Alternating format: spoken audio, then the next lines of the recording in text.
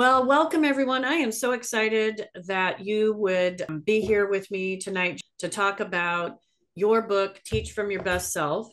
And it's a great book. I've really enjoyed reading it. I have lots of highlights and tags and what I we shared, we kind of talked about earlier. It's a great read because it gets to the point, it's short, it's very clear, and it has some great takeaway steps. So I'm so grateful that you would take time to do this. I know you're busy, but we both are passionate about this topic. So I think we were trying to figure out how we knew one another. And I believe we know it was from LinkedIn, and we're not sure which one of us reached out to the other first.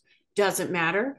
But the good news is we found each other on LinkedIn and we connected. I think I reached out because you had written a book that I found interesting and the topic sounded great. And you've been great to just connect with. So thank you. You want to tell people a little bit more about yourself? Yes, I'm just laughing because for some reason the the slides are moving by themselves. Oh, Uh, it's magic. it's like magic. Cindy, it is such a pleasure to get to be on your webinar and to talk about something that's so dear to my heart. Thank you. I've been kind of a fan listening to your other webinars, and I just think you're doing tremendous work. So thank Oh, you very very much, kind. and I love being here. So I'm going to start with just kind of an overview of where we're going to go, and Okay. then I'll kind of get into who I am Okay, perfect. and where this comes from. So let's see. So first, we're going to talk a bit about best self and what I mean by best self and why it matters that we are in that place as much as we can be. And then we're going to look at some of the challenges we face when it comes to bringing our best selves and why it's harder and what makes it harder, what kinds of situations actually make it. And then based on the kind of landscape that we lay out, we're going to look at what are some of the approach. At least we're look at one because we don't have a lot of time, but one approach we can take that'll help us bring our best inside of the stressful conditions that educators face today. And then we're going to look at one high leverage, low expenditure thing we can do to create best self learning spaces. And I'm always interested in minimizing teacher effort in ways that maximize student learning or maximize growth.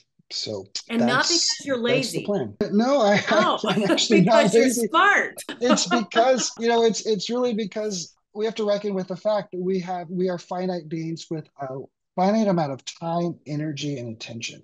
Yeah. And once I recognize that, gee, I've got this finite amount, and I see this job that if I go unconscious, it will literally consume all of it, and then start digging into my reserves, and I will start feeling bad because even then I'm not doing enough. So I have to, just bringing this consciousness that we have limited resources.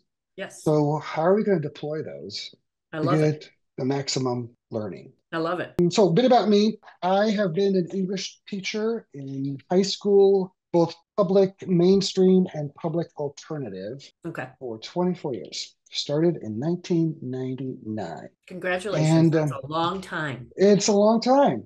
It is a long Uh, time. One thing that makes me a little different is that I entered the profession with the diagnosis of chronic fatigue syndrome. And I don't know, if you know much about that, but it's hard. My heart goes out to anybody with an autoimmune situation or long COVID or Yeah. it's just so debilitating and so Yeah. exhausting and so demoralizing And it's that you come into the profession with that. yeah, Normally people yeah, get it once they're in the profession, which makes it even more problematic, I think, for you coming in already with yeah. that. When I had been really just flat on my back for a few years, and then I got myself better. I'd learned quite a bit and got myself good enough to be able to feel like, okay, I can do this. But I really wasn't prepared for the gigantic nature, Yeah. the overwhelming nature of what it means to be educator. So once I got in there, I realized, oh my, okay, I got to do this differently. I can't just sort of have another Mountain Dew or coffee or whatever and power through because my body won't let me. I would crash really, really extremely, and Yeah. it would have blown me right out of the profession. And I didn't want to do that. So I had to figure out a new way to do this job. And Good. I was, kind of with teaspoons, measuring out my energy expenditures and figuring out a way that I could do it so that I had enough energy left over to heal and still do the Wow. teaching job. Yeah. So, Wow. and along the way, have a wonderful mentor. And I think the advantage of a mentor who is not a teacher and he's very perceptive and he sees things through different perspectives. I was able to have a different perspective on my job. And a lot of the things in Teach from Your Best Self really came from conversations I had with him. Yeah. So I really want to honor that and the importance of having a mentor and the fact that I didn't like invent all of this, but it was really what I did was I learned how to apply it to teaching. And then Yeah. the other thing is he suggested I take up martial arts, which my gosh, martial arts actually has a huge influence on teaching your best self. Um, Yeah. I had to learn how to stay centered, calm, and relaxed when people were punching me. And otherwise, I would just get reactive, I do flailing, have to and start. say that was a hard part in the book because I was thinking when I was reading that, okay, I don't think I could do that. Like I Well, was pretty impressed. So I thank understand you. the significance in how it relates to teaching, but I also found myself thinking, I don't, maybe Jay's just numb. Like maybe, but Well, the good news is that once I started relating the classroom as kind of a training dojo and where I could learn to stay in this best self state, just like I was learning to do it in karate. And then I've been working with educators a lot. I realized that they don't have to get beat up to learn this time, that actually the oh, thank classroom goodness. is plenty much of a pressure cooker to help us stay in our best Uh, selves, even under the pressure of the job. So I just thought I'd throw in a picture of my mentor, Paul Richards, and his wife, Patty, and there's my beautiful wife, Judy, as well as little karate action. So there we go. awesome. I love it. Yeah. And so in 2021, I developed a partnership with the Oregon Writing Project at Southern Oregon University and a wonderful local organization called Southern Oregon Regional Educator Network. And that's when I got to launch the first Teach from Your Best Self learning experience. And we've been doing it ever since. The program is growing in Southern Oregon. It's growing beyond Southern Oregon. And I'm just delighted to be able to support educators with the challenges of the job. And I have to tell you, the best compliment, and I've gotten this a lot, and it warms my heart every time, is when a teacher comes to me and says, Jay, if it wasn't for Teach from Your Best Self, I would have quit teaching. But now I'm inspired and excited to go to work every day. And this is why I want to talk to you because I am all about what can we do to help retain teachers. And I think this is one powerful tool. So I'm Yeah. excited. Cool. Me too. Thank you. And so then, the book comes out. I started writing the book during the pandemic because I originally envisioned this training or professional learning experience. And it was suddenly, boom, pandemic. And I hadn't launched the training yet, but I wondered if there was ever going to be trainings. And so that kind of inspired me to write a book. So at least it could get out. That Right. ended up getting picked up by Routledge Publishing in 2023. So it's out, it's available. There's me with one of my cohorts of educators and the book. I love it. Yeah. So there's a few principles that I think it's good to start setting some context because this isn't like a normal kind of, well, it's not like any kind of professional learning experience I sat through. And I sat through a lot during my 24 years as an educator. It's not So like as it's not your traditional topic, is what you're It's saying. not. It's No. not at all. That's why I like So it. We have to think about doing things different.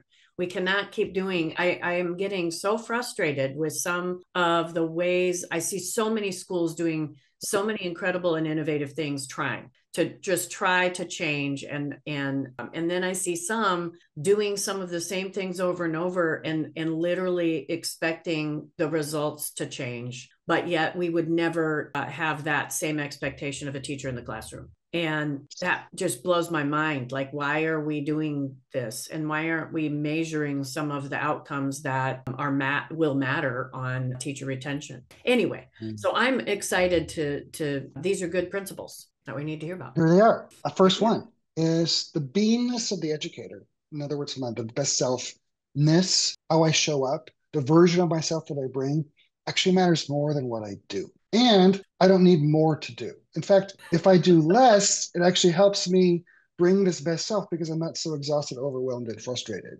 Yes. What? So, How? so This is like a perfect tie to how you met with yeah, Amber. I Yeah, did.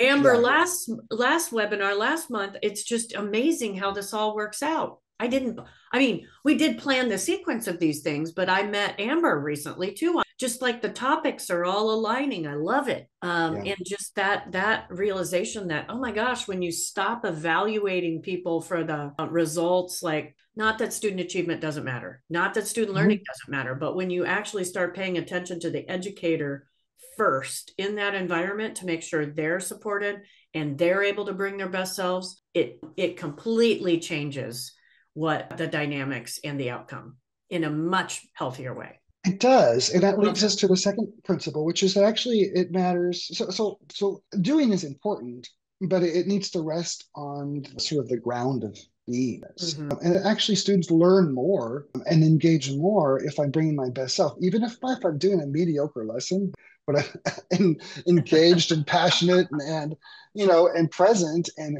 real and human and not Yeah. stressed out and flustered, they will learn more than if the lesson checks all the boxes, but I'm really kind of frazzled. Or you're Well, faking. you're faking it, or just, yeah. So we end up a lot of times in education, it looks more like this Would agree. than the other, right? And Yep. so here's the second principle. Whoops. No, do this right. When educators are thriving, their students are more likely to thrive. Yep. We're going to focus on two main areas. So one of them is to provide meaningful professional learning. So that's what I do with the Teach from Your Best Self trainings to support educators to bring their best selves even under the pressure, because the conditions in education it's a high pressure job, and you can't just pull someone off the street and expect them to perform well under pressure. That actually requires training. And Correct. so like our EMTs or Yeah. folks in the military, they get that kind of training so they can function well under pressure, but educators don't get that. And so teach from But your they best get the self, pressure. they get the pressure without the training of how do I stay calm and purposeful in the face of that.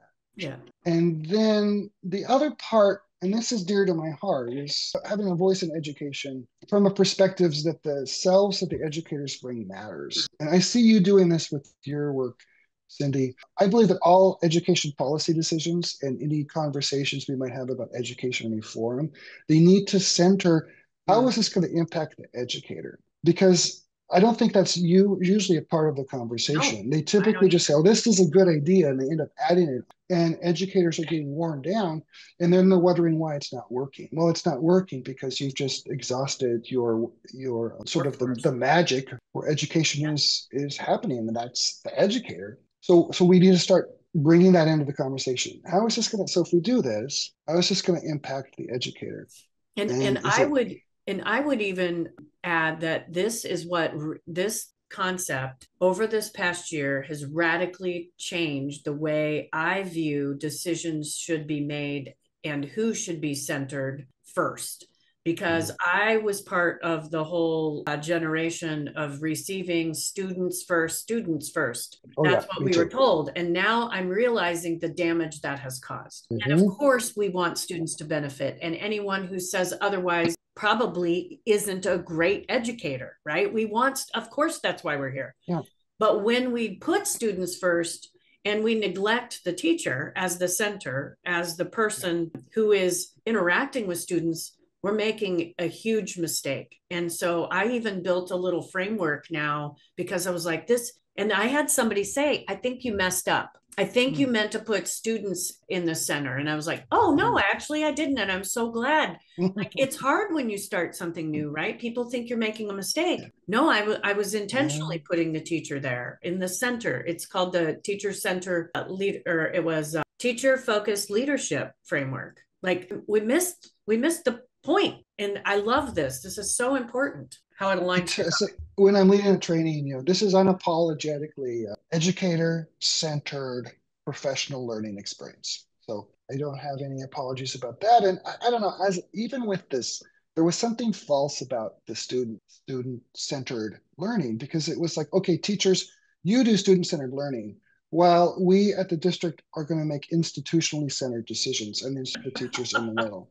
yeah. That's kind of what it felt like for Yeah, me. exactly. So there we go. It's a Venn diagram, which I I love love. it. Venn So we got diagrams. supporting educators on the one side to be able to bring their best selves under the pressures, and then we got to relieve the pressures. So we have to look at systems change, because right now this is not a sustainable career for most people for Yeah. a long time without it somehow damaging the being of the person. And we just like, that's not right. Plus it Right. ends up being not good for kids. Right. So here's a way of thinking about best self, because what do you mean by best self? It doesn't mean being perfect or even always being calm and composed. Now, most of the time, my default is calm and composed, but I can actually, there is a best self available when I'm angry. There's a best self available when I'm grief stricken. There's a best self available, when I actually have to move or raise my voice. The difference is I'm responding to that situation rather than reacting. And when my brain is in a responsive state, I have access to all my teaching tools and every single one of them. And one of my teaching tools may be raising my voice. That is the appropriate response to this situation. And so just kind of, you don't have to, it's not about being perfect. It's about actually having access to, I consider it like open-hearted, whole brain. And we're going to talk a little bit about what I mean by whole brain and why that matters when we get into the neuroscience part. Excellent. Yeah. I got to show you this though before we go Oh yeah, any please. Yeah, please. because what I have taped, you're gonna laugh. What? Oh, did I accidentally? I must have shut off my video on accident. Okay, sorry about that. There you are. No worries. I have this taped next to my desk. Oh, I love that. Isn't that hilarious? So it's the same concept that you talk about. How do we interrupt and make sure that we're not getting stuck in a reactive cycle? Because Hmm. when we react versus respond, we typically cause ourselves more stress. And so Yes. that reaction leads us to this autopilot where everything we want to do and stop doing to get out of the stress just actually ends up causing us more stress when we react. And the research shows that actually the triggers that we react to, every time we experience them, it takes us longer to get out of that cycle every time because our brain gets sort of habitually connected to these reactions. So this was like so mind blowing to me about 3 years ago.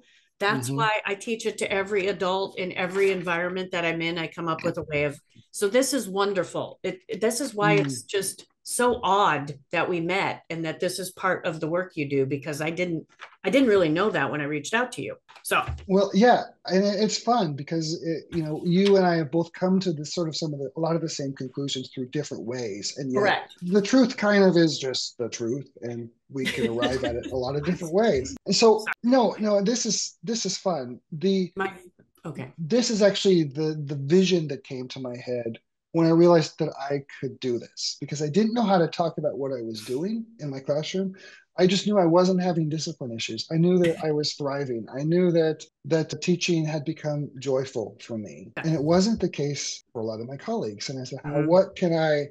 how can I talk about it? And so this was what it looked like. It's this chart here. You can think about, we have a best self version, and I can grow my best self and kind of have peak best self experiences that are raise that higher. And then I have times when I'm most compromised, most frazzled, stressed out, upset, cranky, irritable, impatient, snappish, all the things that go along with that, right? And a lot of time, we just kind of, this is our range of self that we live in. And for most people, if a good thing happens, I'm going to be high in my range. And if something happens that I don't like, it'll still be low in my range. What I learned through martial arts, as well as my mentor, Paul, is that I have a lot more power and agency to be in my best self, regardless of circumstance. So I don't actually have to Mhm. be yanked around by circumstance. I can Mhm. actually have a say. I can have some autonomy and some choice and some agency about the self that I bring. So Yeah. even in a difficult circumstance, I can tend to hew closer to this best self top line. And if I do, I'm going to have more energy. I'm going to feel better. I'm going to go home with more energy reserves than I would if I was getting yanked around all day. Having Yes. said that, we all have a crush point, and there are no matter how much I train myself or train the educators I work with, we still need to really address the burdensome, overwhelming nature of education so that this isn't so difficult. This isn't just like, because it's not there's not a way to kind of grow ourselves into being the kind of people that can manage this. We also have to address that too.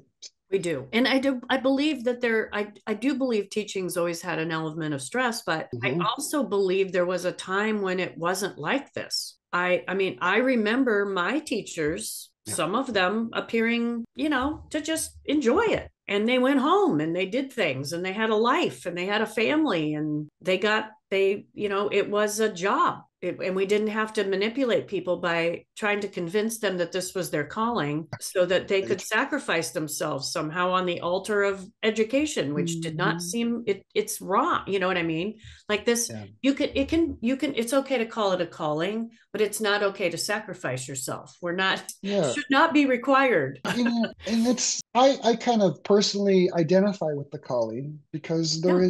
this is one of the few jobs where I feel like I'm out there able to positively impact people's Yes. lives. Yeah. And I'm not working just to make money for a billionaire. I'm actually out there. I'm touching people's lives in positive ways. My heart responds to this idea of calling. But what I Yes. don't like is when we project it onto others and use it as a cudgel to make them Correct. sacrifice themselves more. Yes, that's what I'm talking about. And Yeah. I mean, we all know, I mean, educators know the pay when they're getting into the job. And I Hmm. absolutely think that pay should be increased for teachers, but at the same point, people know what they're getting into with the salary. However, when the stress levels like this on and you're on this like teeter totter, right? And you get in the classroom and all of a sudden that pay that you knew you were getting, but the stress that you didn't really know, then that no pay is worth that. And you could be making billions and you'd be like, no, thank you,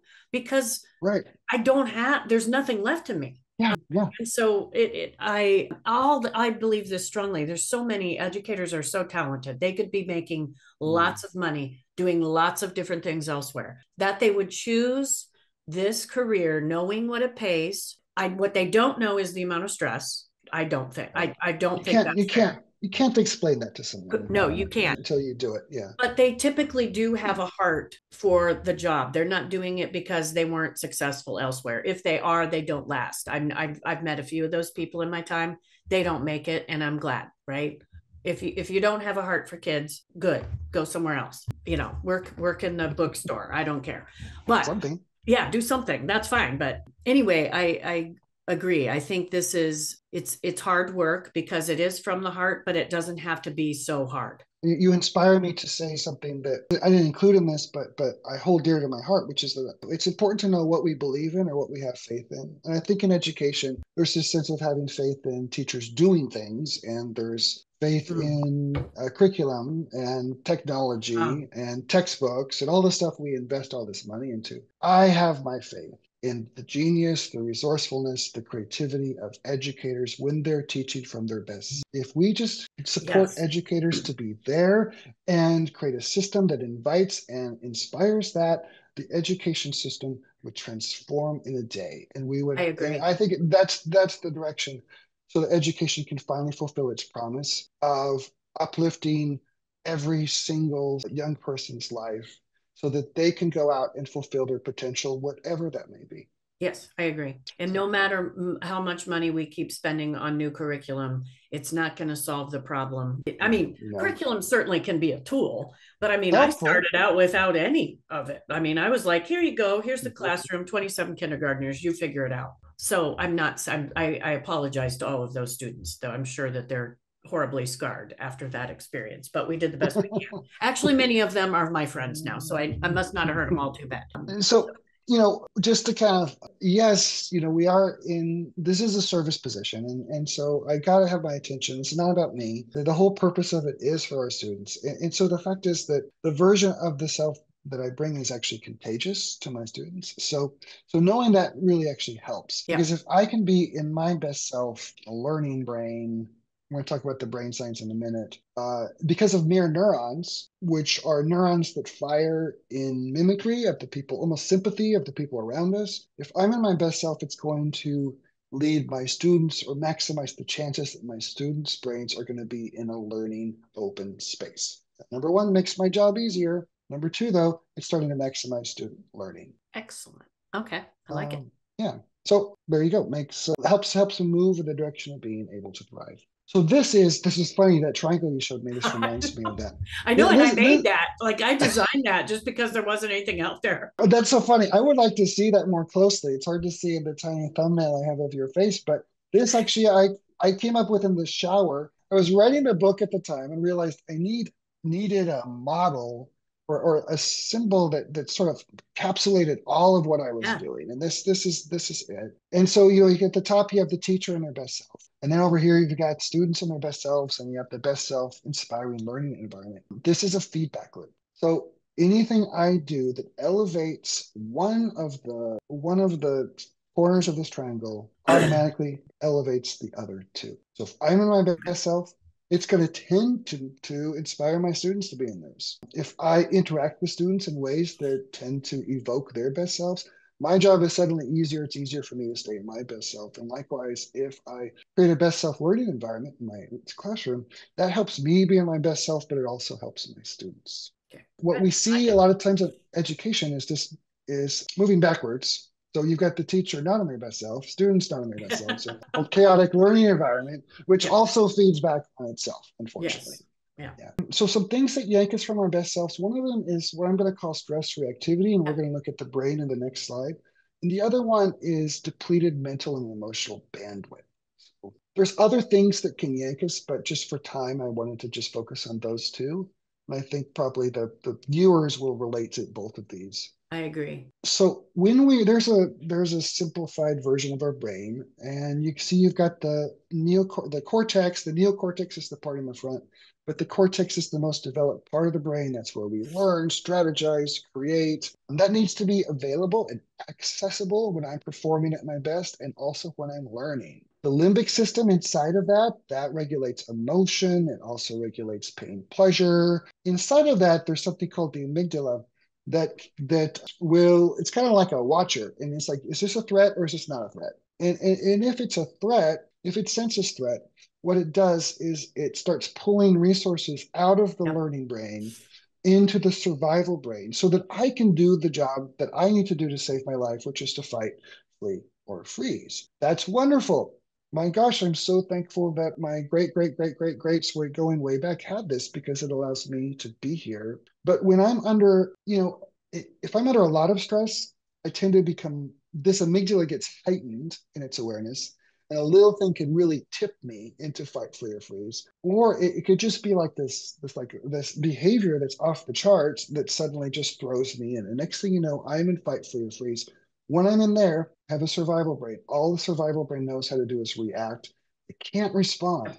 I lose access to all of my teaching tools. And my experience is at some level, a lot of the time, we've created an education system where teachers are, at least some of the time, in their survival brain, teaching students that are in their survival brains and Yes. expecting learning to happen by adding more time or giving teachers somehow more to do. That's going to fix it. Or That's another actually, kilo. or another curriculum, or then trying to control kids, Yes. which simply drives them more deeper into their survival brains, and no learning can happen from there. No. So That's powerful. that's That's what my triangle is all about. It's what mm, that's what, yeah, and how you interrupt that cycle when you kind of feel that activation starting. So it is my experience personally that once I was able to develop my self-awareness and listen to what my body was telling me and my brain and my emotions, usually I my emotions or my sort of reaction, I could mhm. start feeling it in my body somewhere. Yes. And I had to start paying attention to what I call it, like, in the game of poker, everybody's got kind of their tell, right? It's my Hmm. tell, and mine's probably different from yours. Like some people, Yeah. there's this visible, like get their face gets flushed when Hmm. they get activated. Mine doesn't. Mine get like a side ache or it's weird. It's Um, funny. I was going to bring that in. I always ask people when I'm doing a training to just like do some reflective writing. What does it feel like? Because if I yeah. can identify when I'm headed there, I offer inside of the trainings in the book as well, ways to sort of switch the track, Yeah. to divert it, right?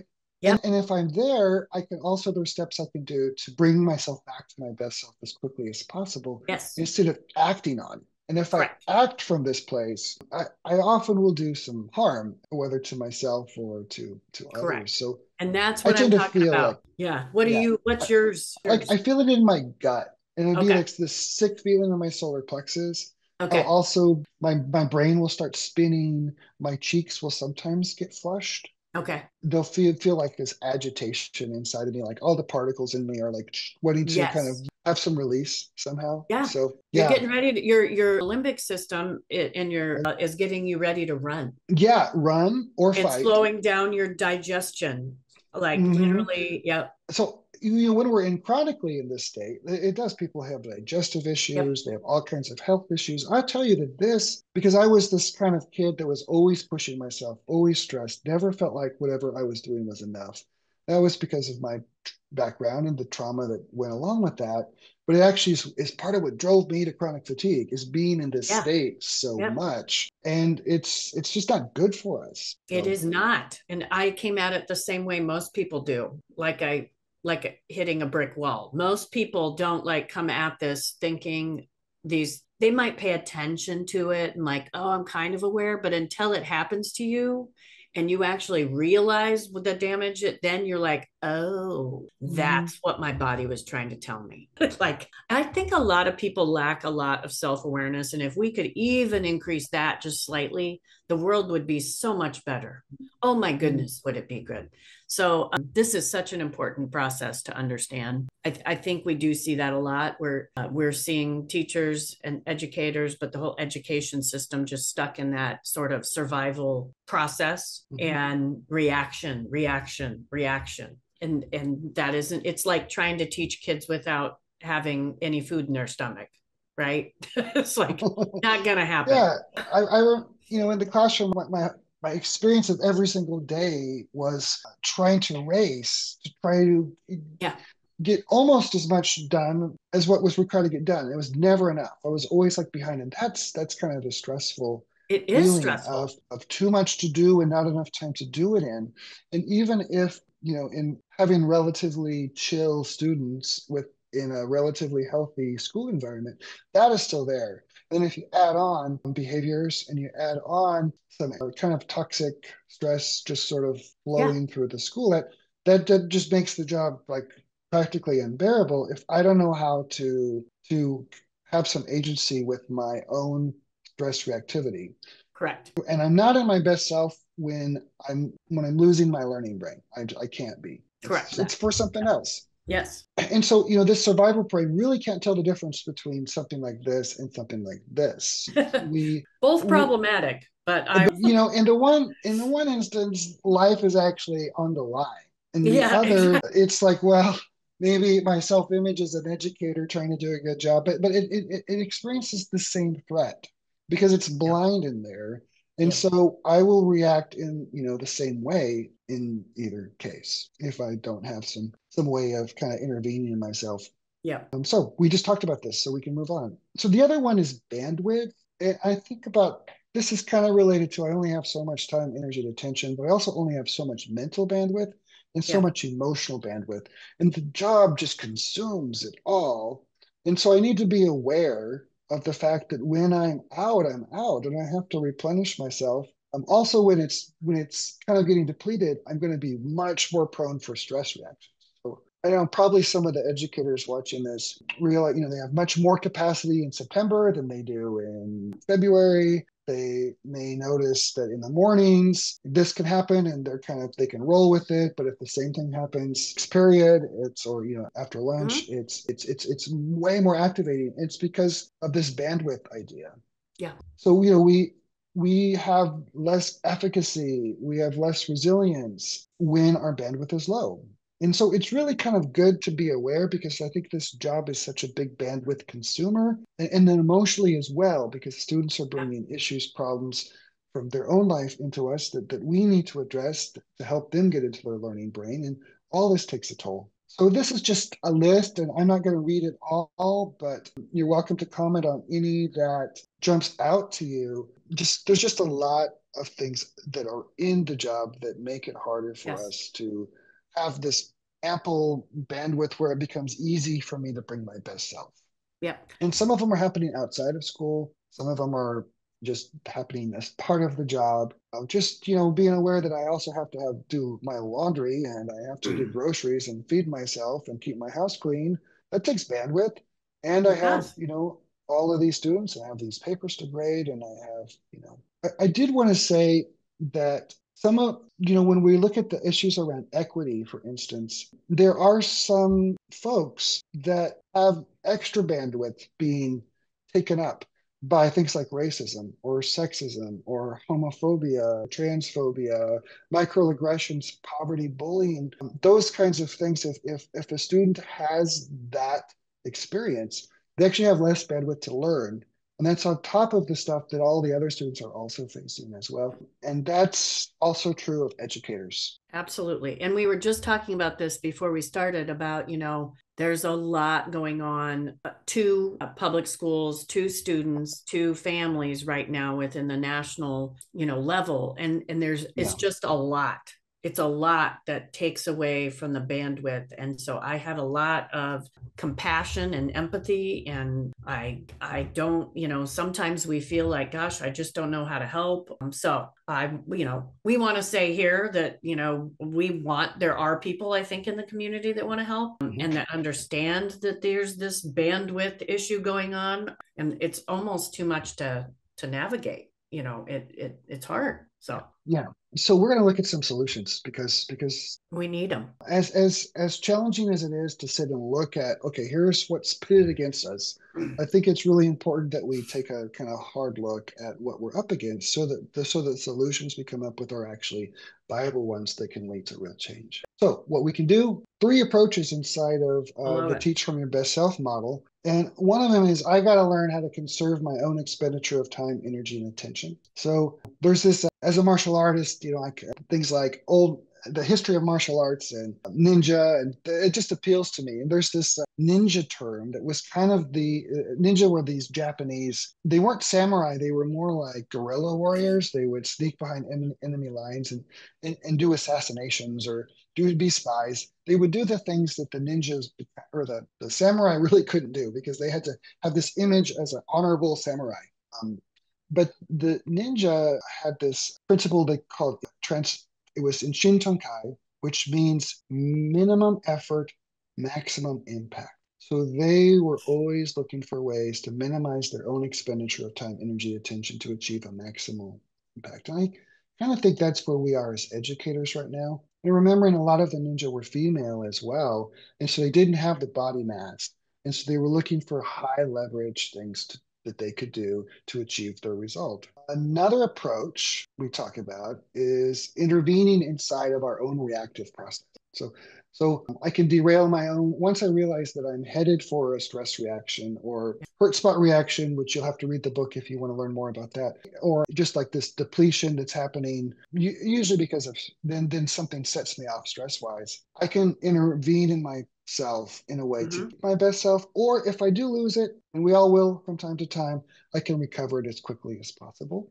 Right. And then the third thing that we talk about is steps I could take to deepen my own long-term best self resiliency, so that I'm just kind of unflappable in the face of whatever happens. I love that. And then in addition, if I'm relating to my students in ways that bring out their best self and creating a best self-inspiring classroom or school-wide culture, that actually makes me doing all of this much easier, because I'm not facing the same kind of resistance that I would be if my students were in their worst selves, which unfortunately a lot of educators, I think, are trying to teach students that are not in their best selves, and that makes their job like 10 times harder.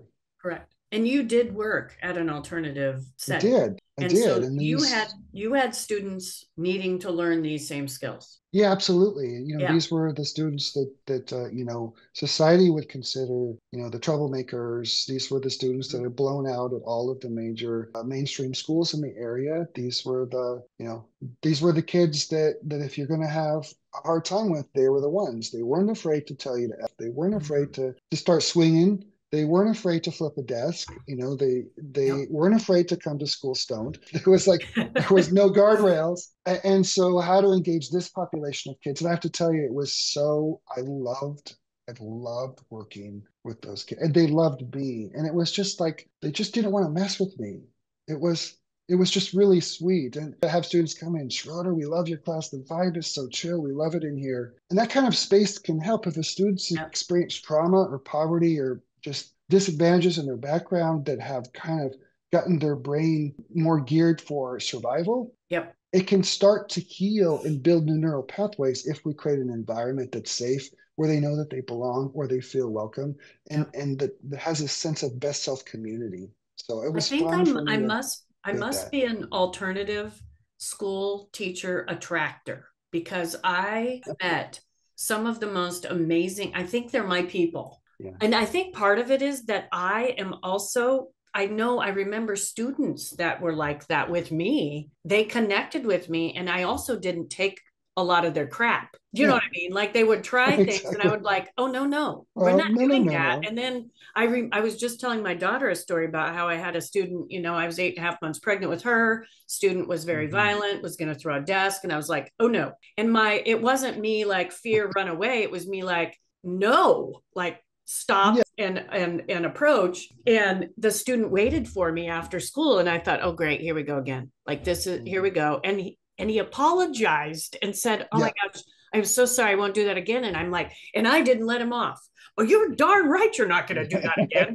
Blah, blah, blah. This is I expect you to come back. You're better than this kind of Yeah. thing. And Yep. boy, it was great. I was called Yeah. back, and I think the school was shocked. This, 8.5 month pregnant lady could deal with the classroom that no subs wanted to be in, and I love those kids. Mhm. But anyway, it's just really interesting to me because I am pretty authentic. I'm not very phony. I have a hard time being phony, and I think kids know. I think they appreciate that. They don't like fake. That's another way of saying best self is being, authentic. Like it could be all Authentic, of me. yes. Like what would I do if in as the deepest that I can dig, my own Yeah, values, my character, who I am, what matters to me, what would I do in this situation? And that's real. Like that's our yeah. humanity, right? I'm Well, not I trying mean, to my put on best a self is also sometimes angry. That's right. I There's mean, a there's a version of my best self that's angry, but what it will probably do if I'm in my best self and I'm angry is I'm not going to project my anger onto you and blame you for my anger. correct. I'm going to say, wow, I noticed that I'm really angry right now. And I Yep. noticed that, when I heard this or this happened, it brought up all this anger. I'm going to need to take some space to get my whole brain back before we can, Yes. continue this conversation. Or Yep. sometimes just like a situation that my anger is passion and I actually have to say it from this place because I'm speaking in behalf of something that matters to me, not against something, but I'm like, hey, this matters to me and this is important. Yep. And I think we'll have a lot of opportunities in this world as educators to stand up for what we believe in. And some of the stuff I think we're right to be angry about. Yeah. Well, no one's ever accused me of not being passionate. Your students would probably That come at you matters. saying, "Oh, you're so calm." And I don't know that I'm definitely more calm and chill than I used to be, but I'm Yeah. rarely described as chill. I Mm. don't know if that's good or bad.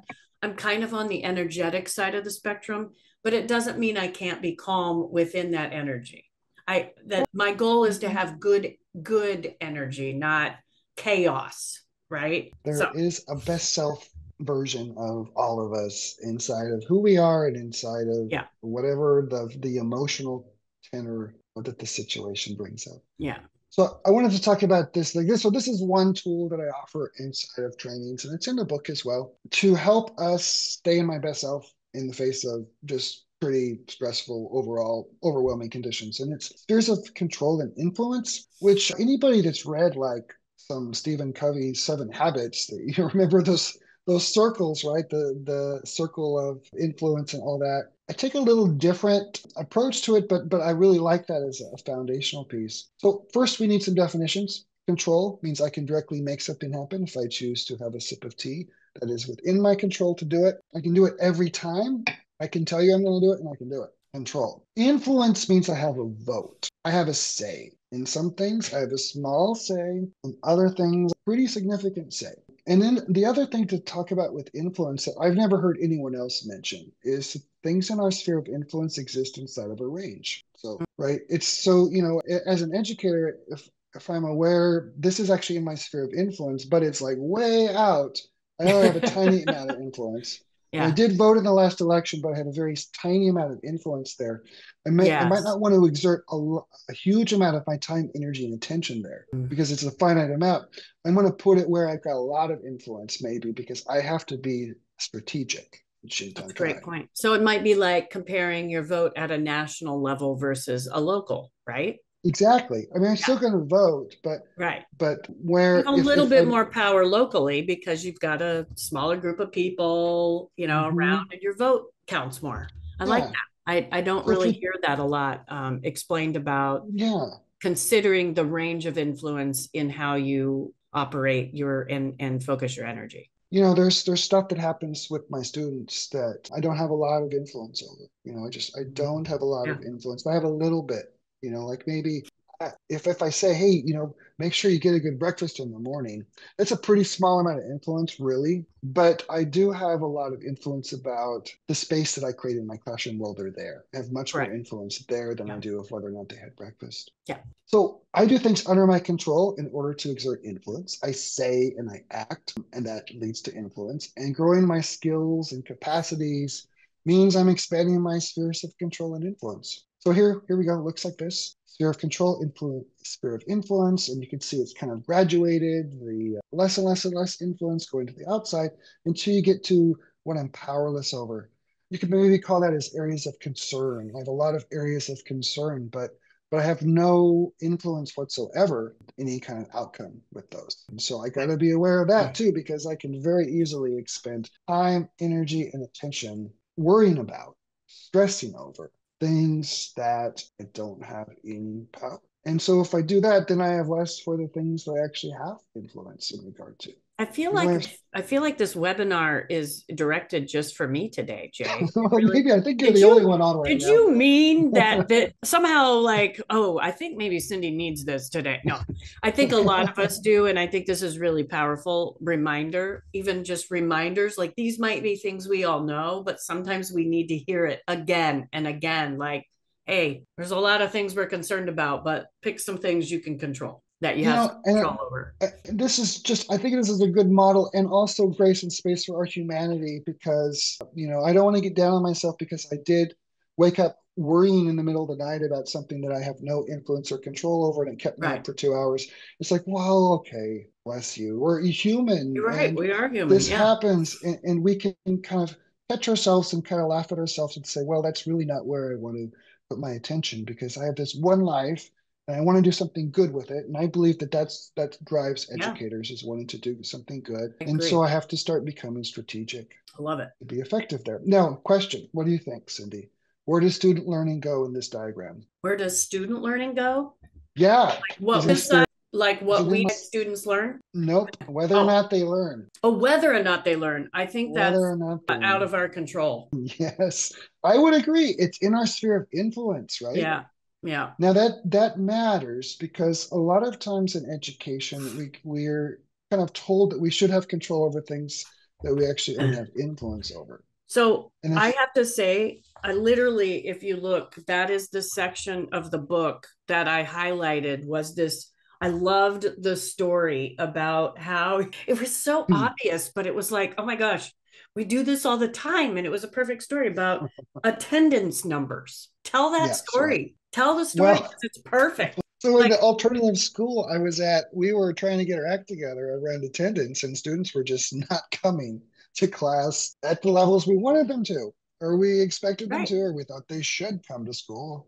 Clearly, if they want to graduate, they have to come. And so the principal decided, okay, we're going to like tracking everybody's attendance in their class periods, and this is high school, so I'm seeing each batch of students for like right. 50 minutes. I got another batch. So somehow in this magical thinking, the student's going to wake up and say, I don't want to go to school. Oh, yeah, but Schroeder's class. Yeah, which I have for 15 minutes out of the whole day. That's going to get me out of bed and come to school. Like, no, probably not. But so I was trying all these tactics, like everything I could possibly think of, and calling parents. I made hundreds of, I kept a log. Made over 100 phone calls that year to parents and did all of the things. I had students tracking their own attendance. I was really thinking outside the box. And then I had this one day First period, nobody came. I felt so ashamed because for me, in the story of what it is to be a good teacher, that did not equal good That teacher. wasn't the story that you were telling yourself about what No, you I said. should have Yeah. control over this. Apparently, And if to be a teacher, you have to have students. I don't know. I closed the door and I kind of hid. It's like I hope nobody walks in and sees that none of my students came to class this morning. And then that's when I did some like journaling. And one of the things I do when I'm kind of got my back up against the wall and I'm feeling upset or if I failed is I write my way to clarity. And I realized, oh, I really didn't have any control over this at all. This is not but was not but in my they control. but they did a really good job at your school convincing you that you did, which I is what. should have control. Yes, Yeah, and even like they were like announcing this teacher has this attendance rate. It's like, how do I be like that? Well, no, it's the mix of kids they have. It has nothing to do with what they were doing. Because I asked the teacher, he said, I don't know. I'm not doing anything. And I was doing all that's this stuff. always a great way to replicate something too. Is when you ask the person who's doing it well, and they go, "I don't know," I right? don't know. It's He's just just chance. doing his normal thing. Right. It's because, oh, they just had certain students in that class that came to school and it was nothing we were Yeah. doing. Yeah. I think so Yeah. many students, sorry, so many teachers, probably so many students can relate to this very story, especially right now, because there is a lot more apathy from students regarding schools since the pandemic. Like students are just disengaged. A lot of reasons we can, that's a whole other webinar. But I do think there's this expectation that somehow teachers are supposed to, I don't know, drive to every home, pick the child up, put them in the car, take them to school telepathically. I have no idea, but it's the wrong metric for teacher success. Yeah, even so if you think about, if a administrator comes into my classroom, what they're going to look for are things I'm going to get feedback. Well, three students weren't engaged. So there's this expectation. They were in there for 5 minutes, so there's this expectation that every student that I should have control, that every student is engaged 100% of, and that if I don't, I'm a bad teacher. Or even like hearing things like control your class. Yep. So I've heard simply about that. This the control or you behavior. like control. Does You're student right, I behavior do. live in the sphere of my control, or does it live in the sphere of my influence? And these are the kinds of things I need to start thinking about Yes. if I'm going to be effective. Because trying to exercise control on things that I don't actually have control, number one, it completely depletes me. Yeah, quickly. It makes me stress out, makes me feel terrible about myself, makes me That feel like a triangle, failure. that triangle lands on you really quick. Yeah, Yeah. exactly. And then the other thing, and I think this is really important, and this also is nothing I've heard anyone else say, is that I will use different tactics depending on whether I believe I have control or whether or not I believe I have influence. So, Right. in the book I talk about, teachers were basically managing people, and there's most jobs that manage people have ways of controlling the people that they manage so that they can be successful. So if I'm a manager of Burger King, I can fire people. If I'm a police officer and I'm arresting you, I can tackle you, tase you, and cuff you, and then throw you into the back of my I could car. even spray you with I some could, pepper I spray. You could could. do that. You I forgot could that do one. all There's these all kind. Yeah, things there's lots of tools that. to try to Yeah. get people to do what we want them to do. Right. But in education, that does none of our job actually lives inside of our sphere of control, except for what we do, what we say, and the self, to some degree, the self that we bring. So if it's control tactics. Obviously can't taste my kids, but I can shame them. I can bribe them. I can criticize them. I can belittle them. I can embarrass them. I can be sarcastic. These are all ways that if I think I should control, those are things that I would try to do. Influence, well, I can listen, be curious. I can build relationships. I can be open. I can inspire. When you think about if I'm trying to, if I actually have influence over whether or not students learn, and I start using control tactics, what's that going to do for that student? Are they going to learn because I'm trying to make them learn? Are they going to engage in my class because I'm trying to make I them? mean, I don't know about you, Jay, but in the history of all things teenager and younger, I don't ever remember there being a point where it was like, oh, wow, we can control them. I think pretty much we've received the message by now that and it just shocks me too, this like compliance driven system that we have Yeah. set up.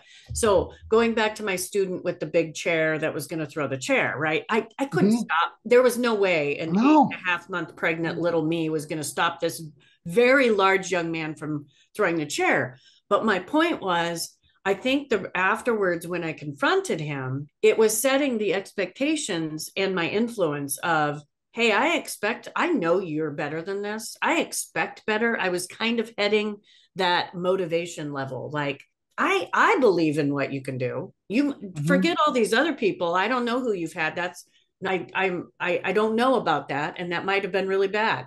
But I'm going to expect that you can do this because I know you can. And then Expect he met me like, oh, you'll rise to that expectation. Okay, she knows I can, but if I come in knowing that the student and expecting that student to throw the chair and expecting, misbehavior, I'm probably going to get it. expectations are a huge influence strategy. Yep. Like if I expect the best from my students, I expect excellence. I insist on it, and I back that up with, "Well, you're Yep. going to have to do this again. Here's let me help you, so you help you Right. so you can do Right. it at the level that where the expectations are." It's part of what learning is, but that expectations are a huge influence tool, right? That Right. doesn't, yeah. So I would expect a lot.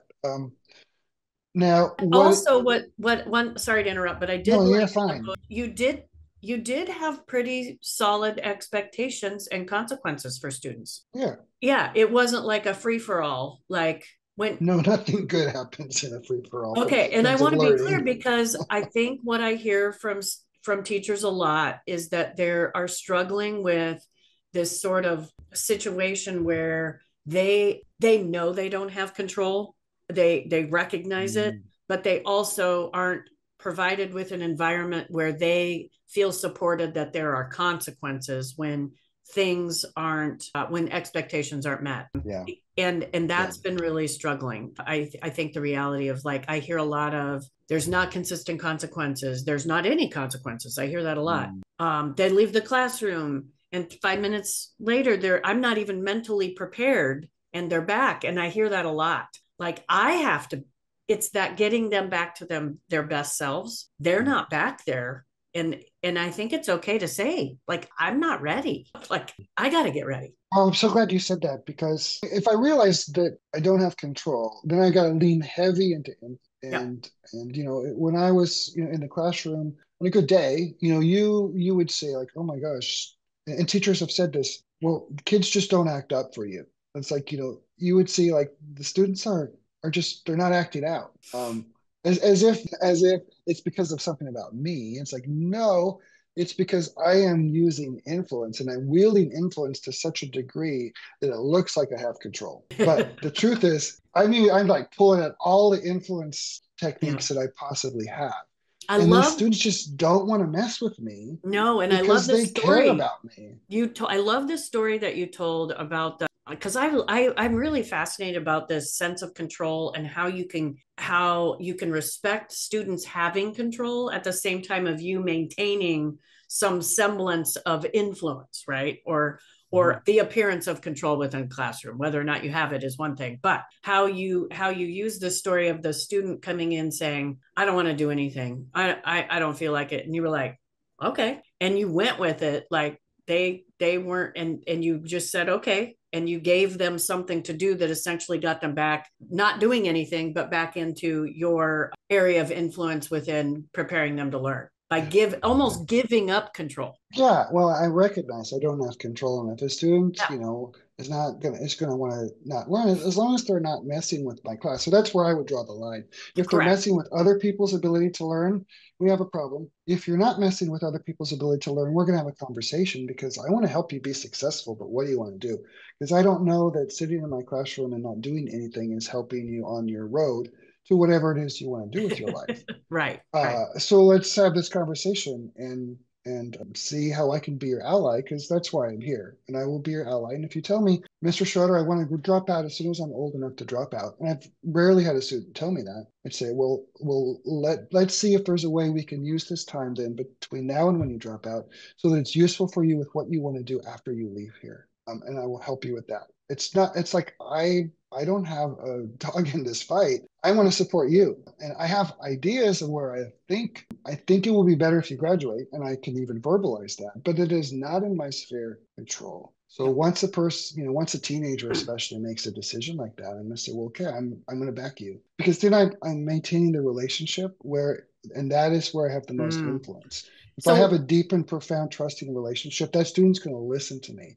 And if they start like wavering and saying, I kind of like, well, here's a story you might want to read, or there often is a time when they say, I think I do want to graduate, but it's not going to happen maybe on the timing. It'll happen on their timing. yeah, it just struck me. I always look for these like alternative ways that we can measure a success, right? Because we've used all of these other metrics on attendance and graduation rates and you name it. There's been some really bad secondary effect that's happened because of those metrics that we've tried to use as success.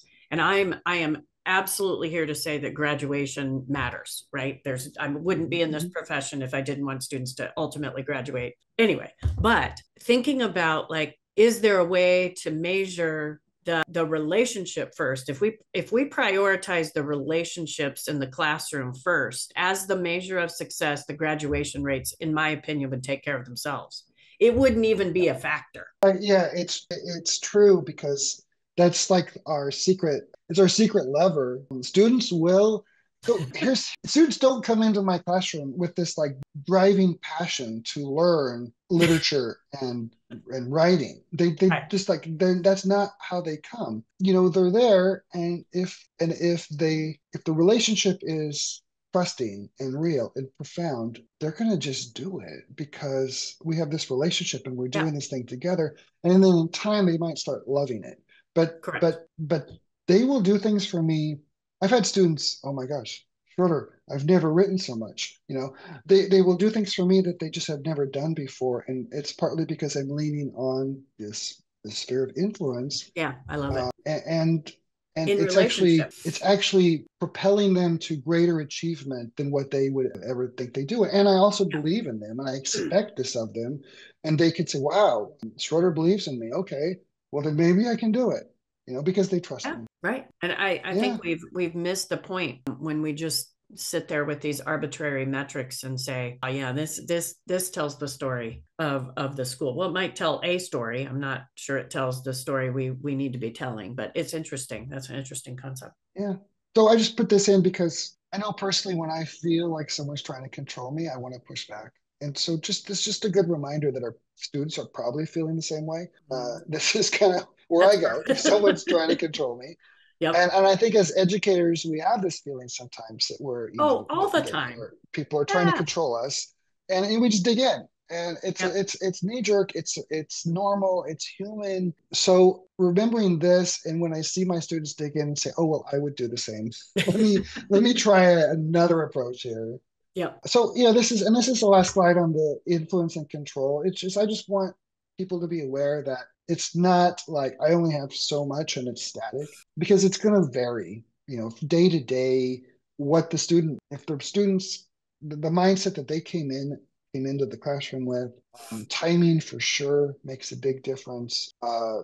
If we have a trusting relationship, that's massive. That's something that I can work on because the more deeper the relationship, the more influence I have. If I'm in my best, most authentic self, I have access to my whole brain that actually massively increases my influence. And if they haven't seen me fly off the handle, because that actually starts to erode the trust and it also Yep. erodes the safety of the space. Correct. And if they see me, if I do something like that, if they see me apologize, then like, oh, there's some Mm, trust here, right?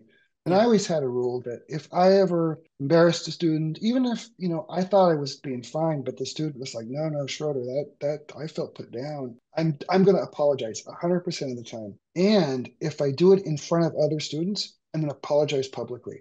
Like that's my rule because I need it to repair the best self-learning space we're creating. Excellent. I love it.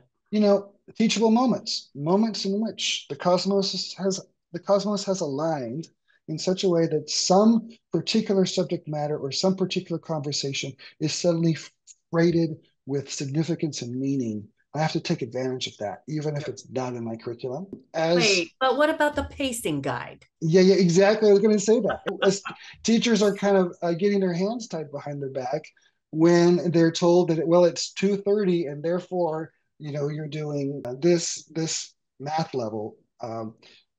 Because I think it's just an erroneous perspective about how students learn. Or We have about to be anybody able to, learns, not just how students. anybody learns. No adult is Uh, different. For crying out loud, no, it's the I same. I just love it, when we think about it, student engagement, and we think about engagement of adults in a staff meeting.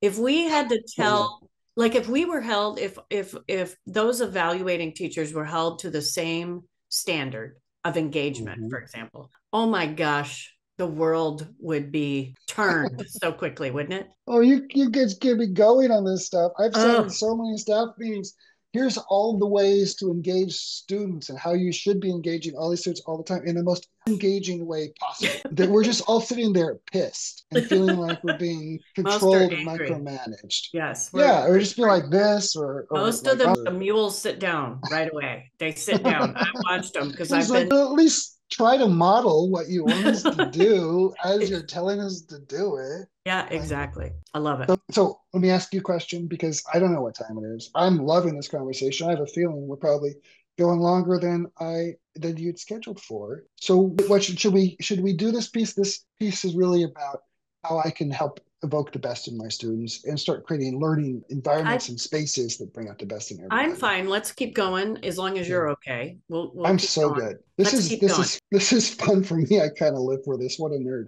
But this is I where oh I'm at. awesome. Let's go. Let's go for it. Okay. Okay, I good. like it Thank too. you. It's a good reminder. Okay, so here we are down here at this part of the model. So I'm going to talk about positive messages, and positive messages are really best self activators, and Okay. they help people feel seen. They help people feel appreciated, valued, supported, and welcome. I know that I think the last session you were talking with Amber Dembowski. I think I'm saying her last name correctly. She was talking about the importance of attention, which I also include. You do. And so it was really cool to hear her talk about that because we came at that also from different Yes. perspectives. But here we are. Yeah. I love Attention it. is nourishment is one of the things I talk about. But positive messages are a way of kind of feeding someone a gift of my attention in like a digestible package I love it. because I have to pay attention to someone to see them. And I have to Mhm. see them to let them know what I appreciate about them or let them know what I value about them or let them know how supported and how important they are or how welcome they are in my classroom. Yeah. I love it. So, couple things. I'm not talking about meaningless compliments or gold stars or stuff that's just fluff. I'm actually talking about seeing into someone, taking the time and say, that was cool what you did. And I saw this, and I want you to know that it mattered to me and Yeah. that I appreciate it. It's not a way to get others to conform. Seeing this, You mean well, manipulative insincerity or something? that Yeah. is Yeah. that is a tactic that lies in the sphere of control. If I say, for instance, well, I really like the way Cindy is engaged with her hands on her desk and lean forward right now and ready for the lesson. That is not a positive message for Cindy, and it's actually a negative message for everyone else. So it's not like that. It's not empty praise. So I'm talking about carefully chosen words and action offered in response to seeing something. And I'm kind of like moved. I see it, I look and I see it, and I just like I want to express it.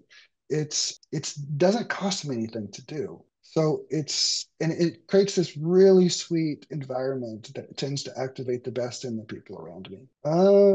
So there's this idea that I learned about positive messages from my mentor Paul. But then in writing a book, I started doing some research, and Daniel Cable has some really awesome points of view where he's done a lot of research on how positive messages activate a part of our brain he calls the seeking system, which releases dopamine, which makes us want to learn and explore more. And so when our seeking systems are activated, we become engaged, inspired learners. In other words, we become our best selves for being in school. There's also fear systems, and a lot of times the compliance-based approaches, punishments, threats, that actually pushes people into their fear part of the brain, and they're way less active in their seeking system. And it makes me kind of wonder if, because I taught high school, like just the system of education, not blaming any individuals whatsoever, any educators, we're all out there doing our best. But maybe just in our attempt to try to get students to comply for so many years, by the time they're 14, 15, they're just checked out because they kind of expect school to be that kind of place. Their seeking system has so rarely been activated over that time that they're not really looking for that. And it makes it Interesting. Yeah. tough. Yep. So, I just plug for Daniel Cable, a couple of his books that I pulled this from. So in the books, you can see research studies where being told meaningful, positive things about yourself. They did do these studies where like they would hire this cohort of people for a company. Some of them, they would call a friend of theirs or a family member and say, would you write something really nice about this person? And then others, they wouldn't do that. They do the normal sort of training to get them up to speed on the job. And then they would track them and they would track their performance. And funny that the people that had received these positive messages about themselves and shared it as part of their onboarding with their colleagues performed much higher and actually were much less likely to quit the job and much less likely to burn out. We really need to feel affirmed and valued by the people around us in Yep. a way, and we got to let people know that we do value you. Otherwise, people just aren't. I love it. I literally just did a whole session on workplace appreciation that talks all about Mm, it. So I love that. I haven't read that yeah, book, so I'm going to add that to my. yeah, they're both good. Yeah, I And love it. That's not, um, yeah, that's really good. so the other thing I just want to say, because this is so important, it's like a massive tool. I will give a positive message to every student every day as best as I can, even if it's just a message that you're welcome. And I'm so happy to see you, or like cool haircut. Like that's a message that I see you. I'm noticing something about you, or like you Yeah, got some new kicks. Those are awesome. Just like something right. that lets them know that I see them. And sometimes it's more profound message, but it depends on Yep. the day. But they all kind of get like, I'm glad you're here sort of thing Yep. every day individually. If I try to do it as a class, it's kind of like those Christmas emails we get, just like mass email to every staff member. Really appreciate all of you and all of your hard work, wishing you a really Merry Christmas. That doesn't mean anything. So I can't it's not very meaningful for me to give a positive message to a whole class.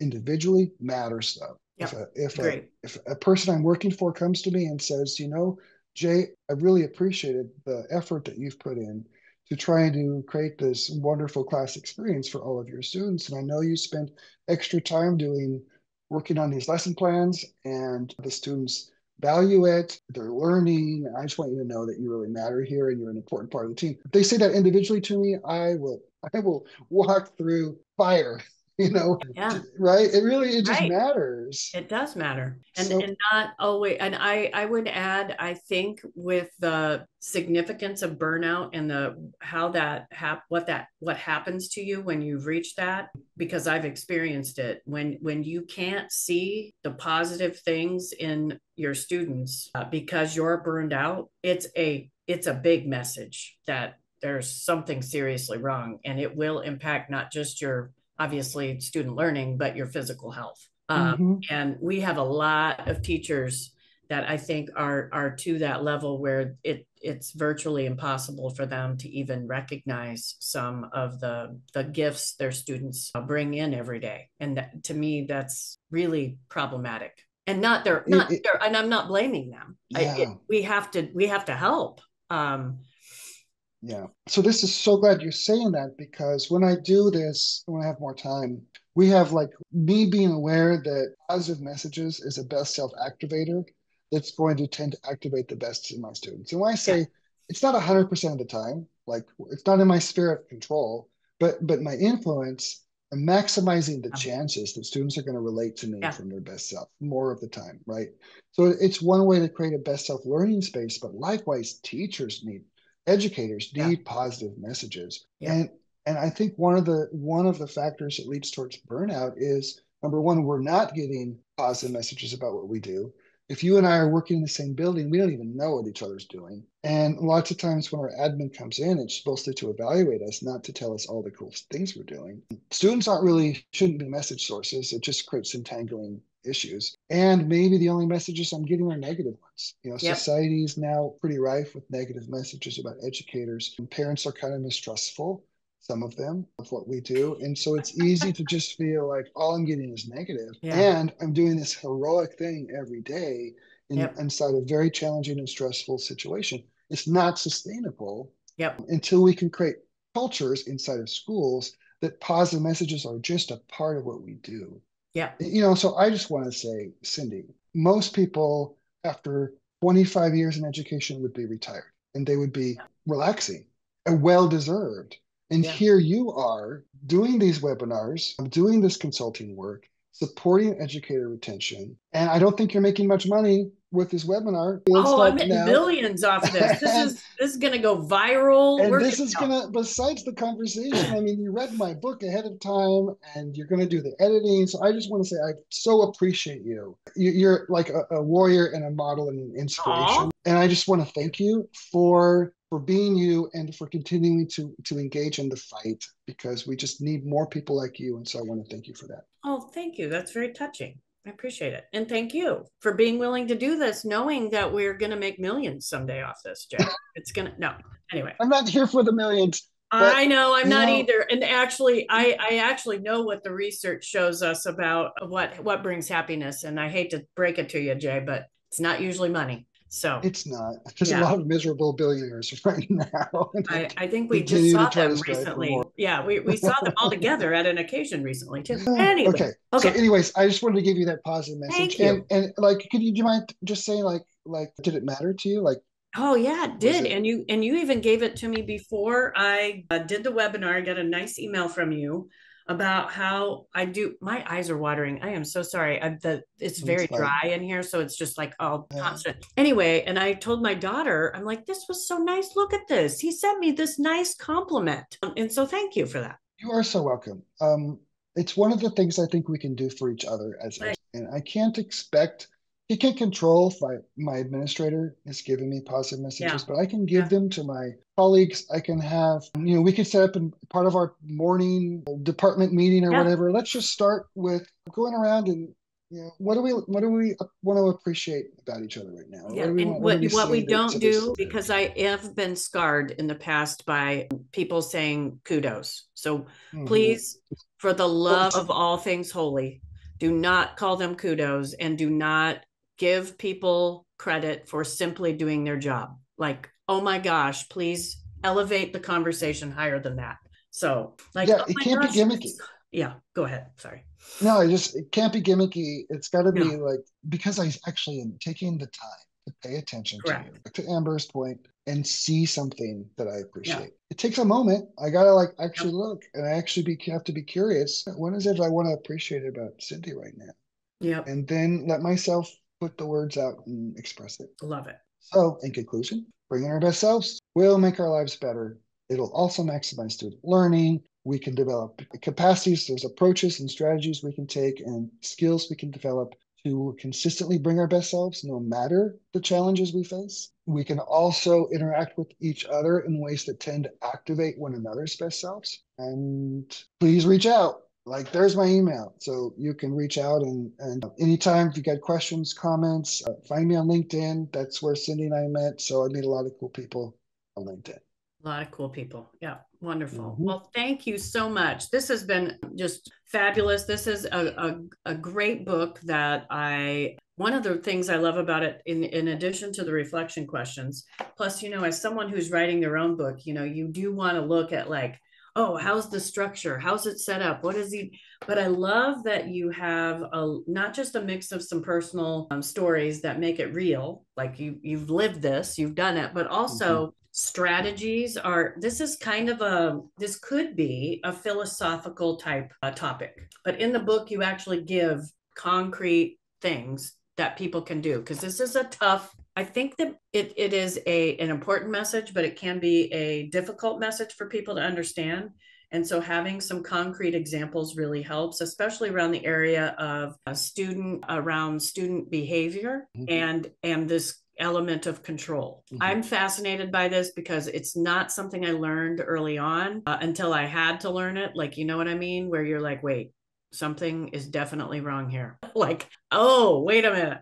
I got to fix the approach. And I was fully steeped in the compliance control model. That's what I started, when I started education. That was what we were taught. And there is so much benefit from taking a harder look at that and really coming up with strategies while still maintaining expectations for student behavior because they deserve it. Exactly. Yeah. So anyway, if next, so thank you once again. Thank you for participating. Thanks for those of you watching that also care about this topic. Please reach out to Jay. He is the expert on this, and I am just fortunate to have a lot to learn on this topic. But I think it could really help a lot of people. So I hope people take advantage of it. It will be one of the things that I recommend when I'm working with school districts as a next step. When I talk to teachers and hear about the challenges and I help school leaders come up with solutions, to me, this is something that is an actionable item that they can use to help support educators. So I'm excited about that. As is, next month, we're going to be talking to Noelle Fearing. So Noelle really likes to focus her attention on gratitude as the anecdote for burnout and the catalyst for thriving schools. So that'll be in February on the 27th at 7 p.m. You can register on the website coachingconfidant.com/webinar. Please join us. If you register, you get the link. Also, you will see the recording of this webinar on YouTube shortly, and I'll be emailing it out to those of you in my message group. So thanks again. Hope to see you next month. And just to show my appreciation, Jay, it's been a wonderful, this is a lot longer of a webinar than I normally do, but the topic is important and it was a lot of fun talking to you. Such a pleasure, Cindy. Thank you. Thank you so much.